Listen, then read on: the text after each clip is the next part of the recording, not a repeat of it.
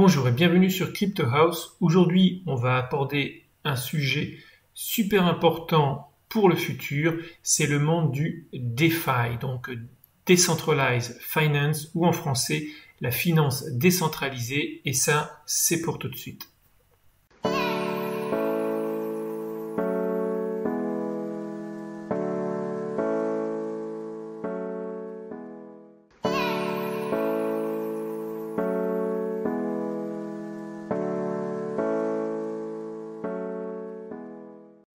D'abord, on va regarder ce que c'est que la finance décentralisée, c'est-à-dire on va définir la finance décentralisée. Ensuite, on va regarder quelles sont les grandes applications pour utiliser la finance décentralisée avec des cas concrets. Et ensuite, on regardera les points positifs et les points négatifs parce que tout n'est pas blanc et tout n'est pas noir. Donc, pour démarrer, une petite définition avec 5 points. Donc la finance décentralisée, c'est en fait, pour simplifier, on prend les composants de la finance traditionnelle et on les décentralise. Donc on les porte sur la blockchain au travers de smart contracts et ça va s'appliquer à des services bancaires comme les prêts, les comptes épargne et du trading et même un petit peu plus. En deuxième point, le monde du DeFi vous permet de garder vos clés privées dans vos wallets. Donc vous gardez en fin de compte vos crypto et ce sont vos wallets qui vont s'interfacer avec le service DeFi. Et donc on dit que ces services DeFi sont non custodiales. Donc ils ne gardent pas, ils ne stockent pas vos clés privées, ils ne stockent pas vos cryptos à l'opposé en fin de compte des services proposés par les institutions financières qui, eux, gardent en général vos fonds en custody. Alors, troisième autre grosse différence, c'est l'absence de KYC, donc Know Your Customer. Donc, on ne fait pas de check sur qui vous êtes, puisque de toute façon, vos wallets s'interfacent directement au service, alors que dans la finance traditionnelle, si vous voulez un prêt, on va d'abord vous demander vos fiches de salaire, ensuite on va vous demander vos extraits de compte, puis on va analyser tout ça, on va rebondir pourquoi est-ce que vous avez fait cette opération. Bon, c'est vraiment très compliqué aujourd'hui d'avoir un prêt, les banques ne prennent aucun risque, et donc là c'est une grosse différence, pas de KYC. En quatrième point, comment ça se passe? Ces services vont utiliser des smart contracts entre le service que vous voulez souscrire et le wallet. Donc à la place d'avoir un intermédiaire comme une banque qui est au milieu de la transaction, ici c'est le smart contract qui remplace l'intermédiaire. Donc le smart contract, c'est quand même une sorte d'intermédiaire parce que ça a été créé par une entreprise, mais c'est l'intermédiaire réduit à sa plus simple expression, car il n'y a plus de contrôle de ces entreprises privées qui peuvent accepter ou pas votre transaction. Aujourd'hui, il faut savoir que les banques, elles peuvent vous refuser une transaction. Moi, j'ai eu même des banques qui m'ont demandé pourquoi est-ce que je faisais cette transaction.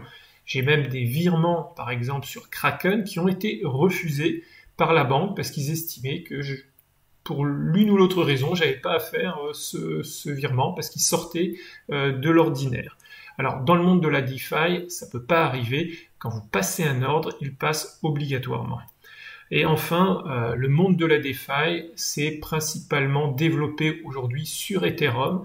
La plupart des services sont proposés sur Ethereum. Alors, si vous voulez avoir une idée de ce que représente le monde de la finance décentralisée, il y a un site à pas manquer, c'est DeFi Plus.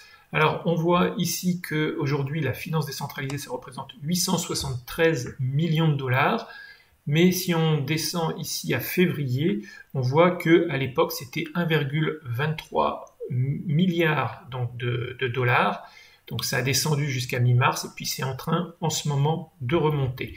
Par contre, on voit qu'il y a une dominance du marché avec le projet MakerDAO. Alors, MakerDAO, c'est quoi? C'est un stablecoin avec une parité 1 pour 1 avec le dollar. Donc, voici le site ici. Donc, on peut considérer de manière générale les stablecoins et MakerDAO comme étant une sorte de monnaie fiduciaire ou l'équivalent à une monnaie fiduciaire digitale. Et il y a un service qui est connu de MakerDAO, c'est le service Oasis, qui vous permet donc d'emprunter ou alors de prêter vos tokens. Et j'avais regardé, si vous prêtez donc de l'Ethereum, vous pouvez obtenir jusqu'à 4% par an en MakerDAO. Donc ça vous permet, vos Ethereum vous permettent de générer en fin de compte des dollars digitaux puisqu'ils vous génèrent du DAI.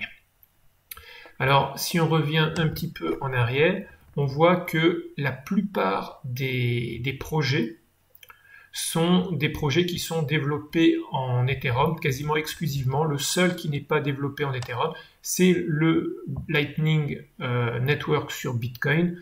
Mais tout le reste, c'est exclusivement de l'Ethereum. Ensuite, si on regarde, la plupart des projets, puisque on est à 873 milliards, et la partie lending, donc de prêt, représente 654 milliards, donc à peu près 75% du total. Donc la principale chose qu'on peut faire dans le monde du DeFi, c'est emprunter de l'argent, notamment emprunter en stablecoin. Donc ici, on a le site qui s'appelle LoanScan, qui vous donne un aperçu des taux pratiqués par les principaux fournisseurs. Donc ici, vous avez les différents stablecoins, et ici, vous avez les différents fournisseurs de services. Vous avez la même chose aussi au niveau des cryptos.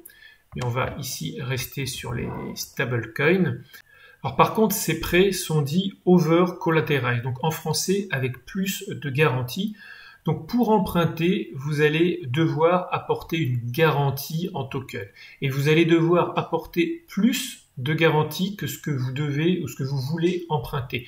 En général, c'est aux alentours de 120%, 130% de la somme que vous voulez emprunter. Donc, il va falloir d'abord déposer donc des tokens en garantie. C'est pas du tout comme une banque. Une banque, elle vous connaît, elle connaît vos capacités de remboursement. Donc, vous n'avez pas besoin de déposer une garantie. Parfois, si vous n'avez pas suffisamment de capacité de remboursement, vous allez pouvoir hypothéquer un bien immobilier, par exemple un appartement. C'est ça qui va garantir la banque que vous allez pouvoir rembourser votre prêt. Ici, dans le monde DeFi, les plateformes qu'on a ici, Compound, AV, DDDEX et autres, ils vous connaissent pas. Donc, ils vont vous demander d'apporter des garanties pour pouvoir vous prêter. Alors, vous allez me dire à quoi servent ces services, parce que pour emprunter, il faut avoir plus d'argent que ce qu'on souhaite emprunter. Mais je vais vous donner un exemple qui va vous faire comprendre. Sur votre compte en banque, vous avez 0, mais vous avez 50 Ethereum et vous avez besoin de 8000 €. Mais vous ne voulez pas vous vendre ces Ethereum qui ont aujourd'hui une valeur de 10 000 € parce que vous pensez que dans 1 an, dans 2 ans, ces 50 Ethereum vont valoir peut-être 15 000 €. Donc, ce que vous allez faire, c'est que vous allez prendre un prêt, demander un prêt avec en collatéral vos 50 Ethereum. Donc vous allez aller sur une des plateformes, comme par exemple Compound Finance ici, et vous allez déposer donner en garantie vos 50 Ethereum, et en contrepartie, vous allez récupérer à peu près 20% de moins en stablecoin, donc du DAI, du USDC, le SAI je connais pas, donc là c'est le Tether, là c'est le Binance Stablecoin, et il y en a d'autres. Vous pouvez aussi emprunter en crypto. Mais en général, vous pouvez, j'imagine, plutôt emprunter en stablecoin, parce que après, ces stablecoins, vous pouvez directement les convertir en dollars ou en euros. Après 1 mois, après 3 mois, vous avez remboursé votre prêt, donc avec des euros, vous allez les convertir en stablecoin et rembourser donc ce que vous devez à la plateforme, donc vos 8000 € que vous avez empruntés, plus un petit pourcentage. Et là, on voit ici les pourcentages. Par exemple, si vous voulez emprunter sur Compound 8000 $, pour que ce soit plus simple, ça va vous coûter 1,42%. On va regarder rapidement comment ça se passe pour emprunter. Ici, l'avantage par rapport à la finance traditionnelle, c'est que ça se fait en quelques clics de souris, en quelques minutes. Alors que pour emprunter dans une banque, ça va prendre des jours, au mieux, voire des semaines et parfois des mois suivant certaines banques. Alors ici, par exemple, donc une des applications les plus connues, c'est Compound Finance. Donc d'abord, vous allez connecter votre wallet. Alors ça peut être des wallets gratuits comme Coinbase ou alors MetaMask sur Chrome, le browser Chrome, ou alors si vous avez un Ledger qui est un hardware wallet, ce que je recommande, hein, ça vaut pas très cher et ça vous permet d'abord de transporter vos cryptos partout et en plus de vraiment bien les sécuriser. Donc vous connectez votre wallet à la plateforme. Ici vous allez avoir directement ce que vous avez sur votre wallet. Ici, on va vous donner les taux d'intérêt et ici, ce que vous avez déjà emprunté. Ici, c'est la limite, hein, combien de pourcents ici, donc j'ai 0%. Et vous allez avoir les différents tokens disponibles. Donc si vous voulez, par exemple, vous avez de l'Ethereum, vous allez ici cocher Ethereum. Et de l'autre, par exemple, vous voulez du DAI, donc le stablecoin qu'on a vu tout à l'heure. Et donc, vous allez recevoir du DAI qui est convertible directement ensuite en euros ou en dollars US que vous allez pouvoir passer par exemple d'un exchange comme Kraken vers votre compte en banque très très facilement. Alors autre chose donc à part les prêts, la deuxième application qu'on a en finance décentralisée, c'est gagner de l'argent avec vos cryptos. Aujourd'hui vos cryptos sont dormantes, elles vous rapportent zéro. Grâce à des projets comme Dharma, grâce à d'autres projets ici qu'on voit, hein, par exemple Nuo, Compound version 2, BlockFi, mais aussi des exchanges, Bitfinex, Poloniex, Coinbase, et ici il manque encore Binance, parce que je sais que Binance le fait, comme on va le voir un petit peu après dans la vidéo. Et par exemple, si vous avez du Bitcoin, qu'il est dormant, vous allez sur Bitfinex pouvoir obtenir 6,55% par an. Alors, c'est pas une recommandation, hein, je recommande pas du tout Bitfinex, au contraire, c'est un exchange que j'aime pas trop. Par contre, il y a des exchanges peut-être un peu plus sûrs, comme ici Coinbase, qui, si vous avez de l'USDC, donc un stablecoin, il vous donne quand même 1,25% sur un stablecoin, donc sur une monnaie en gros fiduciaire, ce qui est quand même intéressant. Alors, troisième chose que vous pouvez faire dans le monde de la finance décentralisée, c'est le trading avec des marges. Donc ici, le site le plus connu, c'est DYDX, donc DYDX. C'est le site référence dans le domaine. C'est un peu comme un BitMEX, mais ici, donc, il n'y a pas du tout de demande de KYC.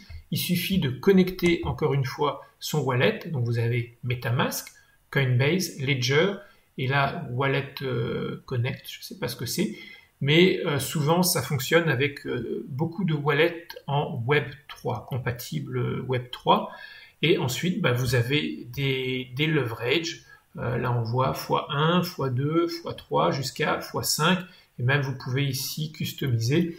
Alors, par contre, là, c'est principalement, voire exclusivement de l'Ethereum avec du DAI, Ethereum USDC ou DAI USDC.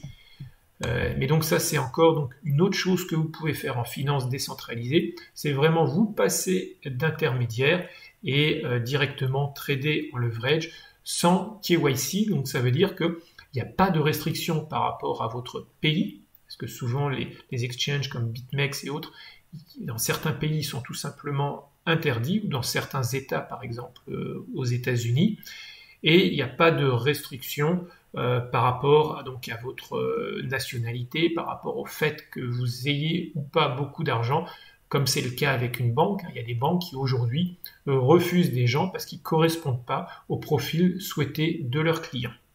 En cas, ce que vous pouvez faire aussi, c'est utiliser un exchange décentralisé, donc ce qu'on appelle en anglais un DEX, Decentralized Exchange, et ici, on a l'exchange de Binance. Donc vous connectez pareil votre wallet, Ledger, Trésor ou un wallet mobile. Et ensuite, vous allez sur l'exchange. Et là, celui-là, il propose le BNB, le Bitcoin et l'Ethereum. Et en fiat, il y a des paires avec plusieurs monnaies fiduciaires. Donc on voit ici qu'il y a plusieurs paires de disponibles. Donc en 4, utilisez un DEX. Ensuite, il y a encore d'autres services. En 5, il est possible de faire du swap en anglais, ou donc de l'échange de crypto. Ici, il y a Kyber Swap. Si vous voulez savoir ce que c'est que Kyber Swap et Kyber Network, j'ai fait une vidéo il y a un bon mois ou deux sur Kyber Network. Et donc ici, c'est un système dit de désintermédiation qui retire complètement l'intermédiaire.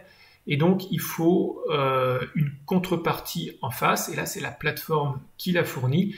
Et ce qui est intéressant avec KyberSwap, c'est qu'il y a aujourd'hui plus de 70 tokens. Donc, souvent, ce sont des tokens en ERC20. Hein.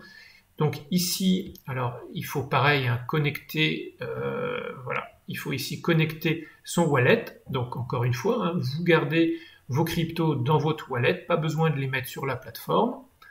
Ensuite, ici, vous dites, voilà, j'ai par exemple 5 Ethereum et en échange, je voudrais du DAI. Et ça va vous donner 1059 DAI. Et ce qui est intéressant, c'est que ici, il y a donc une offre et une demande. Et KyberSwap va toujours vous proposer la meilleure option par rapport au taux. Donc il y a différents taux qui sont proposés sur la plateforme. Donc les vendeurs, ceux qui fournissent donc le DAI, il y a plusieurs vendeurs et il va à chaque fois vous donner le vendeur le plus intéressant par rapport à votre crypto ici initial. Et si on descend, on voit qu'il y en a beaucoup.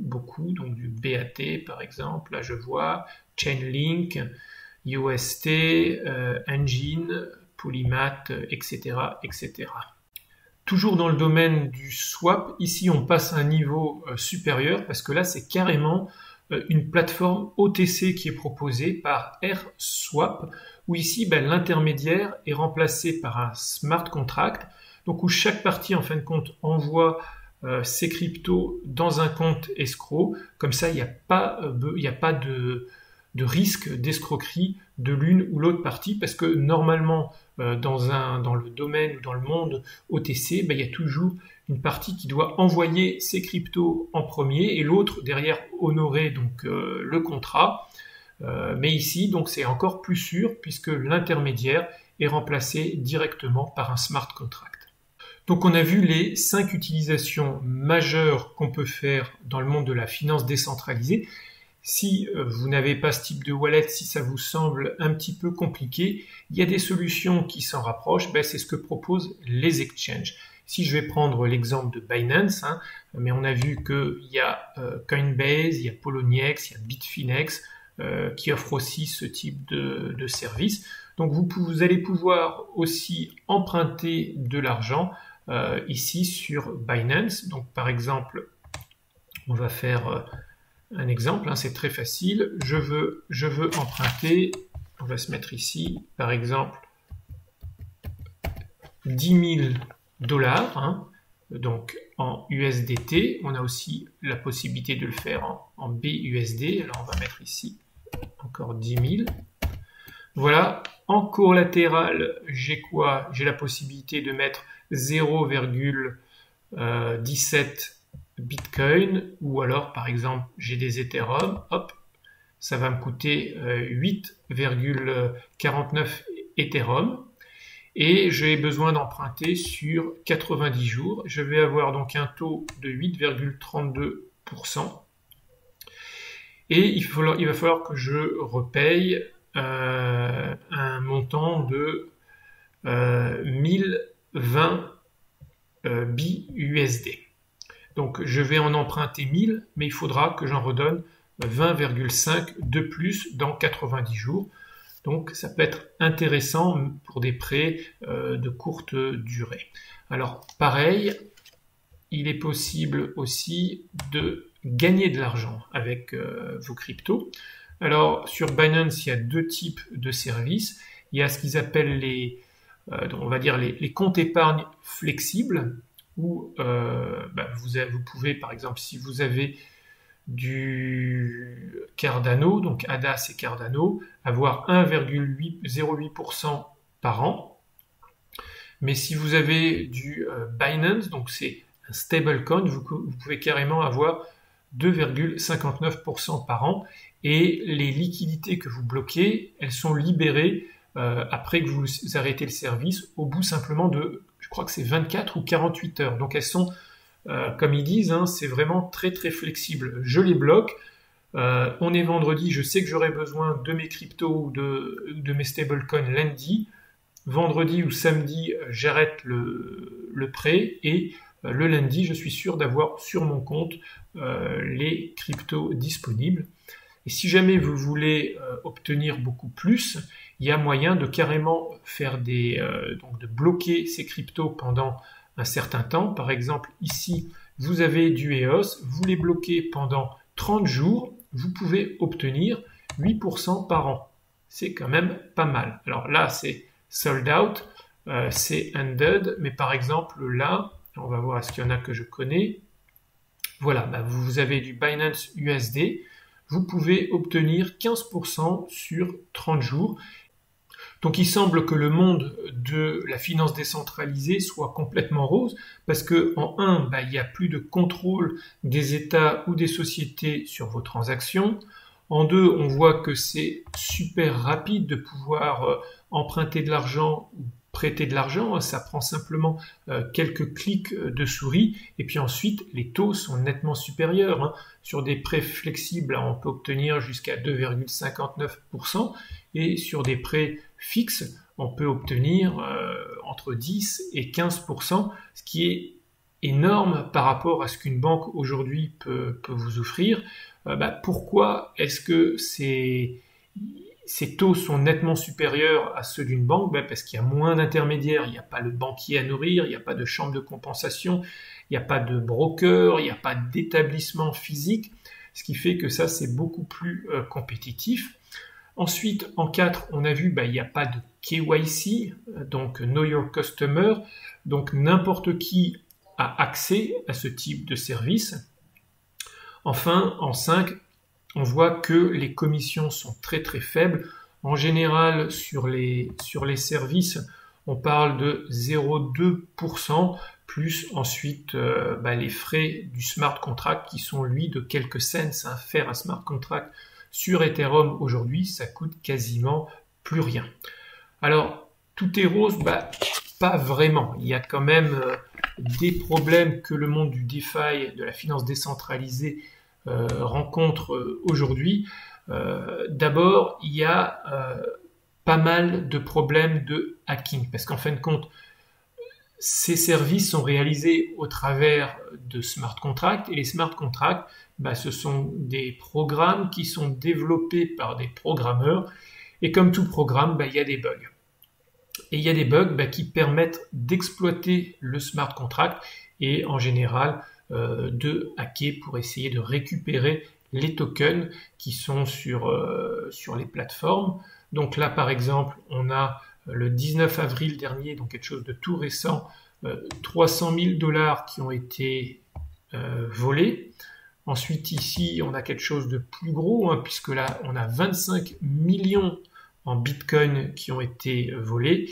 Donc, c'est quand même un domaine qui est récent, et il y a encore beaucoup de problèmes de hacking. C'est pas quelque chose comme ça que j'ai eu du mal à chercher. Tous les mois, il y a des problèmes de hacking dans le monde de la DeFi à cause de smart contracts qui malheureusement n'ont pas été suffisamment bien testés. Par exemple, il n'y a pas aujourd'hui d'obligation d'avoir un audit sur des smart contracts DeFi, alors qu'il existe des services comme par exemple ici la société QuantStamp, qui permet donc d'auditer vos smart contracts et derrière que vous ayez plus de garantie sur la qualité du contrat. Alors aujourd'hui, il n'y a pas non plus d'obligation d'avoir d'assurance. Il faut voir quand même que dans un établissement comme une banque, vous avez des assurances derrière les prêts. Ici, il n'y a pas d'assurance. Si jamais vous ne remboursez pas vos prêts parce que vous avez perdu votre emploi, tant pis, vous allez perdre votre capital qui a été mis dans le smart contract. Alors que maintenant, il commence à y avoir par contre des assurances ici comme Nexus Mutual qui proposent justement d'assurer des smart contracts.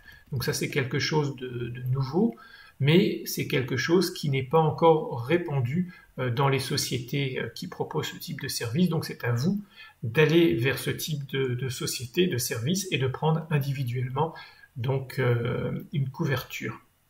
Ensuite, ce qu'on a vu, c'est que si vous n'avez pas de crypto à mettre de manière collatérale, vous ne pouvez pas emprunter. Alors que dans une banque, juste avec votre salaire qui rentre tous les mois, vous avez une capacité d'emprunt. Donc ça, c'est vraiment une faiblesse du monde du DeFi. Et enfin, ce qu'on voit, c'est que ce sont plutôt des prêts qui s'apparentent à des prêts à la consommation. Vous ne pouvez pas aujourd'hui acheter votre appartement avec un prêt DeFi. Ce sont des prêts sur des périodes courtes. On voit, là c'est 30 jours. Je ne sais plus où est-ce qu'on voyait, mais il y a des endroits, ça monte jusqu'à 90 jours. Je crois que c'était ici sur la partie, voilà, loan, où il est possible d'emprunter maximum sur 90 jours. On n'achète pas un appartement sur 90 jours. Donc c'est encore quelque chose aujourd'hui qui est très très limité. Mais en tout cas, comme vous le voyez, c'est un tout nouveau monde qui est en train de démarrer et le monde de la finance décentralisée apporte un plus indéniable par rapport à la finance traditionnelle. Et je pense que une des choses qui va pousser le monde des cryptos, c'est certainement le monde du DeFi, comme d'autres domaines, comme par exemple le jeu vidéo. Mais ça ferait l'objet d'une autre vidéo. Alors voilà, si vous avez trouvé cette vidéo instructive, mettez un pouce vers le haut. N'oubliez pas de vous abonner à la chaîne et aussi de cocher la petite cloche, comme ça vous êtes avertis sur les dernières vidéos qui vont paraître. Et moi je vous dis à bientôt. Ciao ciao.